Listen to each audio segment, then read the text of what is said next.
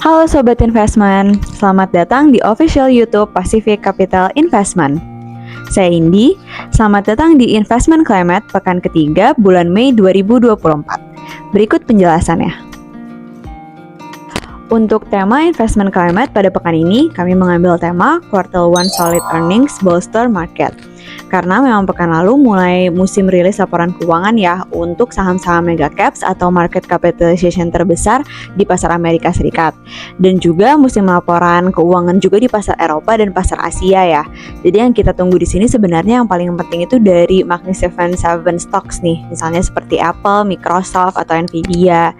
Nah, ekspektasi dari musim laporan keuangan dari emiten-emiten tersebut membukukan performance yang baik sehingga ini dapat menggerakkan atau memberikan sentimen positif ya terhadap market. Hal ini memberikan sentimen positif juga terhadap pasar-pasar di advanced maupun emerging countries. Jadi menggunakan ticker MXWO atau indeks MSCI Advanced Market secara week on week naik 1,74%, ditutup di 3.419,92 poin, dan indeks MSCI Emerging Market yang naik juga sebesar 0,96%, ditutup di 1.071,64 poin. Volatilitas di pasar saham maupun volatilitas di pasar obligasi pun juga ikut turun dikarenakan sudah ada sinyal yang jelas nih dari ketua The Fed yaitu Jerome Powell di pidatonya pada pekan lalu yang mengatakan ada kemungkinan penurunan suku bunga acuan kira-kira 1 sampai dengan 2 kali hingga akhir tahun 2024. Tetapi tentunya seperti yang pasar ketahui ya, terus memantau bagaimana kondisi perekonomian Amerika Serikat. Kemudian pada pekan ini juga kita akan menanti rilis data inflasi Amerika Serikat secara tahunan yang dinanti-nanti oleh pasar, dan hal ini juga pasti akan menggerakkan market. Oke, sebelumnya volatilitas di pasar saham secara week on week turun sebesar 19,67%, ditutup di 12,55 poin. Dan volatilitas di pasar obligasi pun juga turun sebesar 6,17%, ditutup di 94,23 poin. Volatilitas di pasar obligasi juga turun seiring dengan penurunan yield obligasi 10 tahun Amerika Serikat yang pada pekan lalu mulai turun hingga level 4,4%. Oleh karena itu, 3 indeks utama Wall Street seperti Dow Jones, S&P, dan Nasdaq di sini juga ditutup menguat ya. Memang sentimen dari laporan keuangan ini sangat menggerakkan market dikarenakan dengan positif performance dari emiten-emiten juga akan memberikan sentimen positif terhadap Dow Jones, S&P, dan Nasdaq. Jadi untuk Dow Jones sendiri naik 2,16% secara week on week, ditutup di 39.512,84 poin. Kemudian S&P 500 juga sama naik signifikan sebesar 1,85%, ditutup di 5.222,68 poin, dan Nasdaq juga sama naik 1,14%, ditutup di 16.340,87 poin. Untuk dolar sendiri kita menggunakan indeks DXY ya, ini masih naik 0,26%, ditutup di 105,3 poin. Karena walaupun memang sudah mulai ada sinyal-sinyal ya dari The Fed, tetapi kita kan belum mengetahui kapan The Fed benar-benar akan memberikan actions untuk penurunan suku bunga acuan. Jadi kita sebenarnya memang masih di uncertainty tersebut begitu ya, terutama kita masih menunggu rilis data inflasi pada pekan ini begitu ya. Jika inflasinya ternyata hotter than expected, maka ruang untuk penurunan suku bunga acuan juga belum besar begitu ya di pertemuan The Fed selanjutnya. Nah, untuk data ekonomi Amerika Serikat pada pekan lalu itu ada rilis data initial jobless claim secara mingguan ya. Nah, ini memberikan good news juga untuk market. Kenapa? Karena kita lihat datanya dari initial jobless claims naik dari 208.000 menjadi 231.000, dan ini di atas ekspektasi konsensus juga ya. Jadi better than expected. Kenapa di saat-saat ini initial jobless claims naik, ini memberikan sentimen positif begitu ya untuk market. Dikarenakan dengan initial jobless claims yang naik, maka kita bisa memberikan kesimpulan bahwa pasar ketenagakerjaan ini sudah mulai moderating atau softening begitu ya. Dan ini merupakan leading indicators juga sih dari kondisi perekonomian Amerika Serikat. Dengan initial jobless claims yang naik, pasar ketenagakerjaannya softening, inflasi intinya bisa turun gitu ya. Walaupun sekarang memang sedikit sulit gitu ya, kita bisa bilang sticky inflation gitu. Nah, tapi dengan rilis data initial jobless claims pekan lalu yang better than expected, diharapkan inflasi inti juga bisa perlahan-lahan turun dengan moderate pace dan membuka ruang untuk pricing atau Fed rate cut begitu ya di 2024 secara akselerasi. Nah, tentunya hal ini memberikan sentimen positif juga terhadap pasar Eropa dan pasar Asia. Kita ketahui korelasi antara pasar Amerika Serikat dan pasar Eropa dan pasar Asia ini cukup tinggi begitu ya. Jadi indeks-indeks ini mengikuti performance dari Wall Street. Kita lihat dari indeks DAX ini naik secara signifikan sebesar 4,28% secara week on week, ditutup di 18.772,85 poin. Kemudian Shanghai pun juga sama, naik signifikan sebesar 1,6%, ditutup di 3.154,55 poin, dan Kospi juga naik 1,91%, ditutup di 2.727,63 poin. Di sini hanya Nikkei turun tidak terlalu signifikan sih ya, bahkan turun tipis sebesar 0,02%, ditutup di 38.229,11 poin. Nah, nanti saya akan jabarkan juga ya kenapa tadi dari Shanghai ini naik cukup signifikan. Oke, sebelumnya kita bahas dulu terhadap dolar terhadap euro nih ya, yang turun 0,08%, dolar terhadap yen yang naik 1,78%, dolar terhadap yuan turun 0,2%, dan dolar terhadap won naik 0,37%. Jadi dari dolar ini ditutup mix ya. Nah, tadi kan kita lihat dari Shanghai sendiri naik ya secara signifikan. Ini salah satu sentimennya itu udah dari data ekonomi yang keluar, yaitu data neraca perdagangan Cina.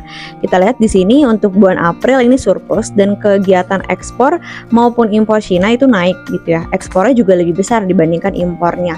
Jadi kita bisa refleksikan bahwa kondisi perekonomian Cina ini sudah mulai gradually recovering, dan diharapkan dengan data ekspor dan impornya yang kembali berjalan gitu ya, aktivitas ekspor dan impornya yang kembali berjalan juga itu dengan perekonomian Cina yang naik begitu ya, maka akan menggerakkan perekonomian dunia juga atau perekonomian global.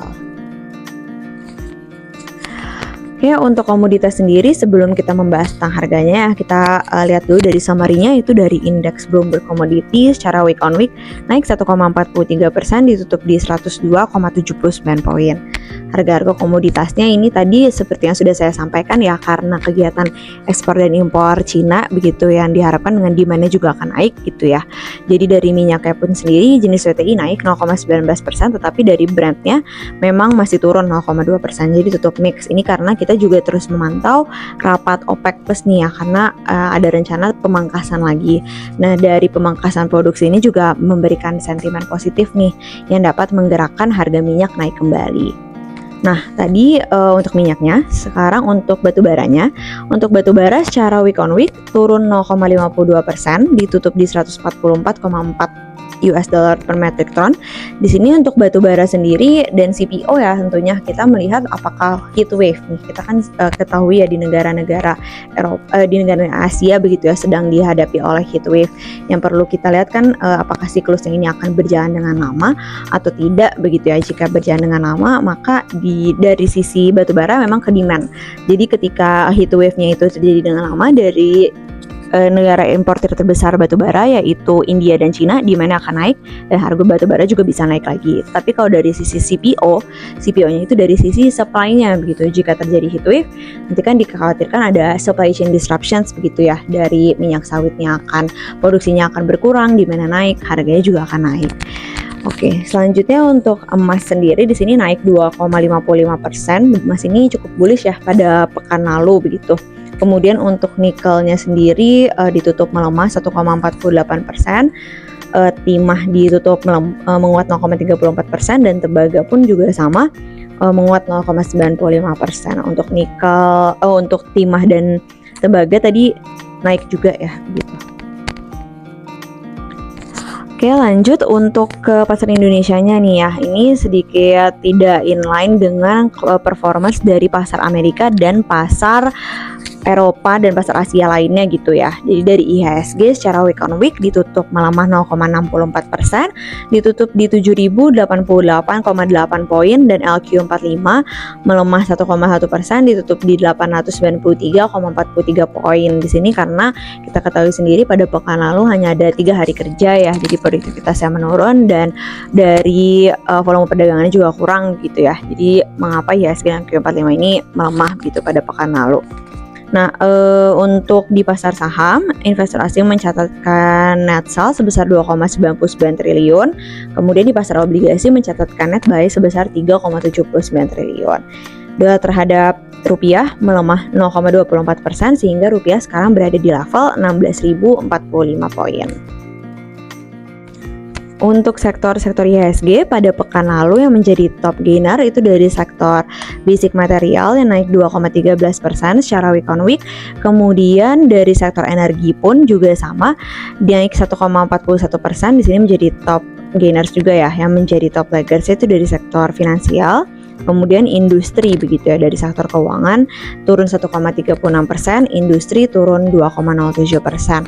Nah, ini sebagai informasi saja sih ya, kita kan sudah akan melihat informasi-informasi ini dari pembagian-pembagian dividen terutama di sektor-sektor energi gitu ya. Nah, ini secara historikal kan memang dari tahun 2022 kita mengetahui sendiri dari sektor energi memberikan dividen yield yang cukup tinggi juga. Kemudian pembagian dividen ini perlu kita pantau juga nih di minggu-minggu ini. Untuk data ekonomi Indonesia, pekan lalu ada rilis data GDP secara tahunan yang naik dari 5,04% pada kuartal 4 2023 menjadi 5,11% pada kuartal 1 2024. Ini better than expected nih, yaitu surveinya hanya 5,09%. Nih kenapa GDP Indonesia naik? Itu karena kita ketahui kita sudah enter yang political year ya. Dan memang secara historical setelah pemilihan dari calon presiden kan kita bisa melihat apakah saja yang menggerakkan perekonomian begitu ya, dari stimulus-stimulus yang dikeluarkan oleh calon presiden gitu. Jadi secara historical itu 1 kuartal hingga 2 kuartal GDP-nya itu GDP Indonesia akan boost gitu, akan naik. Kemudian dan diharapkan juga GDP-nya akan terus naik ya untuk kuartal 2 hingga kuartal 3 2024. Oke, pada pekan ini kita akan memantau data neraca perdagangan pada bulan April, dan ini sebagai informasi saja, BI masih menahan suku bunga acuannya gitu ya, sempat menaikkan pada bulan April di tanggal 26 April dari 6% menjadi 6,25%, tetapi diekspektasikan sih kenaikannya itu sekarang melihat bagaimana kondisi rupiah. Nah, tadi kan sudah kita lihat rupiahnya memang sudah mulai ya stabilize lagi gitu, walaupun masih di 16.000 diharapkan, tapi kan tidak naiknya signifikan gitu ya. Jadi diharapkan BI masih akan menahan suku bunga acuannya hingga menunggu the Fed pivot begitu ya. Sebenarnya kita sekarang menunggu keputusan dari the Fed sendiri sih, real actionsnya kapan. Nah, untuk forecast IHSG menggunakan metode pivot di level support 1 yaitu di level 7052, resistance 1 7145, support 2 7015 dan resistance 2 7201. Sedangkan dengan menggunakan metode statistik yaitu IHSG akan bergerak di level 6987 hingga 7191. Oke, sebelum kita tutup ya video investment climate pada pekan ini, yang saya samarikan dulu dari hasil investment climate pada pekan ini. Jadi kami mengambil tema quarter 1 solid earnings bolster market.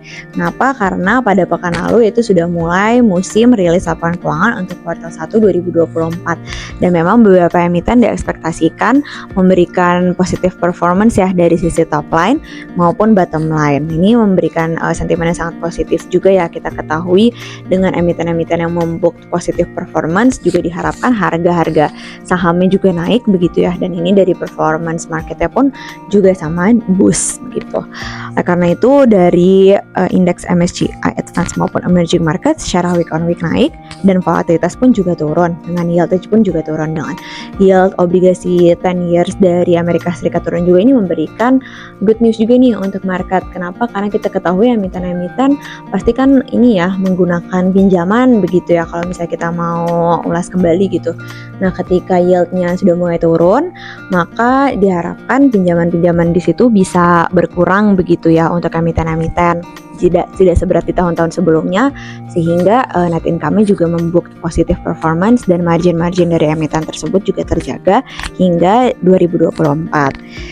Nah, oke, tadi juga kenapa rilis laporan keuangan ini memberikan positif impact gitu ya terhadap Wall Street.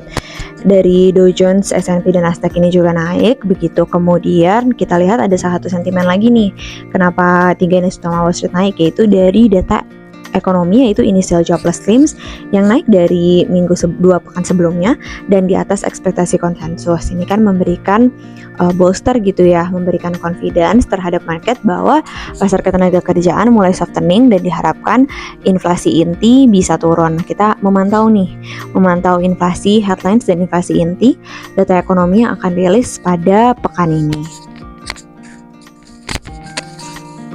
Oke, untuk komoditas sendiri dari minyak jenis WTI maupun Brent di sini ditutup mix, tapi ada salah satu sentimennya gitu ya. Dari sentimen laporan dari ekonomi data, yaitu neraca perdagangan Cina yang naik dari bulan sebelumnya dan juga menunjukkan bahwa kegiatan ekspor dan impor Cina ini naik. Nah, kegiatan ekspor dan impor Cina ini naik, ini memberikan positive impact. Kenapa ya? Karena Cina itu merupakan salah satu negara perekonomian terbesar dengan demand-nya naik gitu ya, karena tadi kegiatan atau aktivitasnya naik, diharapkan dapat menggerakkan perekonomian global juga. Dan itu memberikan positif impact terhadap komoditas juga ya. Jadi dengan demand-nya naik, maka harga minyak juga bisa naik begitu ya. Kemudian dari batu bara dan CPO tadi seperti yang sudah saya tampilkan, yaitu kita harus terus memantau siklus heat wave gitu ya. Dari batu bara itu dari sisi demand-nya, jika heat wave berlangsung lama maka demand-nya bisa naik lagi. Kemudian dari CPO itu sebenarnya dari sisi supply-nya, ketika heat wave akan terjadi biasanya gagal panen gitu ya. Nah, dari sisi produksinya akan berkurang, harganya bisa naik juga. Lalu kemudian lanjut ke pasar Indonesia, IHSG dan Q45 sama-sama turun gitu ya, karena volume perdagangan yang hanya 3 hari kerja aja pada pekan lalu. Kemudian dolar terhadap rupiahnya di sini turun nih 0,24%. Good news juga, memang kondisi rupiah ini sangat volatile gitu ya. Kita lihat pada tahun 2024 ini, dikarenakan memang dari The Fed sendiri pun atau Bank Sentral The Fed belum cukup memberikan guidance terhadap outlook suku bunga acuan pada tahun ini gitu. Sebelumnya kan kita ada rumor-rumor accelerate nih, pada kuartal 1 sudah menurunkan suku bunga acuan, kemudian paruh kuartal 1 sudah mulai menurunkan suku bunga acuan, tetapi ternyata sampai di bulan Mei ini belum ada actions yang benar-benar untuk menurunkan suku bunga acuan. Jadi memang masih volatile gitu ya dari sisi mata uangnya sendiri. Lalu untuk rilis data ekonomi pada pekan ini tadi Indonesia itu GDP ya, good news juga nih. Kenapa? Karena GDP-nya naik gitu ya, udah entering political year, kita bisa merefleksikan bahwa kondisi perekonomian Indonesia ini cukup resilient nih di tengah uncertainty yang tinggi juga gitu di sentimen global. Cukup defensif juga ya. Kemudian untuk BI rate tadi informasi saja itu naik ya ke 6,25% dan diproyeksikan masih ditahan di situ hingga kita lihat The Fed kapan benar-benar akan pivot. Lanjutnya paling ini sih ya, mau mengingatkan untuk data ekonomi yang perlu dipantau investor pada pekan ini, yaitu data inflasi tahunan dari headlines maupun inti Amerika Serikat pada pekan ini. Sekian Investment Climate pekan ketiga bulan Mei 2024 ini. Sampai ketemu di episode Investment Climate selanjutnya.